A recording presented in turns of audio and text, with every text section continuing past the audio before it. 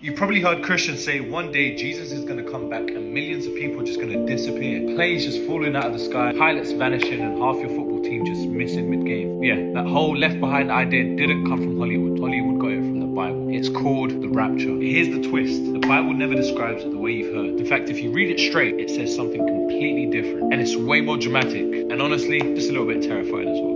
Now here's what Jesus actually said. Immediately after the tribulation of those days, the sun will be darkened, the moon will not give its light, and the stars will fall. Then they will see the Son of Man coming on the clouds of heaven with power and great glory. And he will send his angels with a loud trumpet call, and they will gather his elect. This is immediately after. Not before, but after. And Revelation shows the same moment. The marriage of the Lamb has come, and the bride has made herself ready, clothed in fine linen, bright and pure. Then heaven opens. Christ comes on a white horse, and the saints are with him. One seamless event. The Greek word is parousia, meaning arrival, presence. It doesn't mean a quick visit to grab us and leave. It means the king arrives and stays. But if you believe in a secret rapture, you have three comings. One at his birth, a secret rapture, and a third time at his public return. The Bible teaches one parousia, one climatic arrival. In 1 Thessalonians 4, when we're caught up to meet the Lord in the air, the word apenthesis is used. In the ancient world, that's what you called it when a city went out to welcome a royal dignitary and escort him back inside. So that's the picture. The church is rising to meet her king and returning with him as he takes his throne. Yes, believers aren't appointed to wrath, but wrath and tribulation aren't the same. Wrath is God's eternal judgment on the wicked, and tribulation is pressure,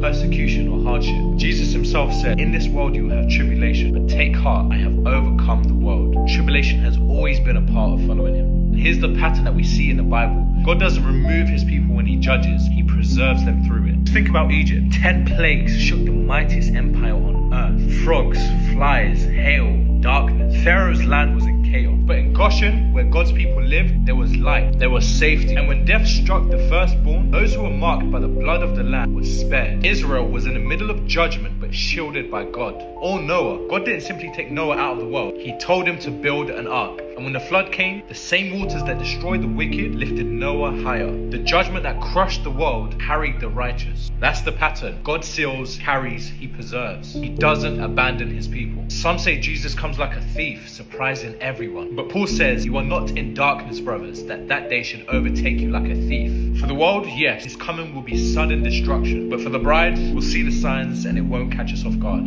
So the rapture isn't a secret escape before things get hard. It's the bride enduring to the end, made ready, rising to meet her groom at his parousia, his one royal arrival, and returning with him in glory. The same God who carried Israel through the plagues, who carried Noah through the flood, will carry his bride through tribulation, because nothing, not even tribulation, can separate us from his love. And that's just the beginning. In part 2, I'm going to show you why the so-called secret rapture actually creates 3 comings of Jesus, something the Bible never teaches, so you don't want to miss this. So hit follow, drop a comment with your thoughts, and stick around for part 2, because we're only scratching the surface of what the Bible really says about the return of Christ. Till next time, stay blessed.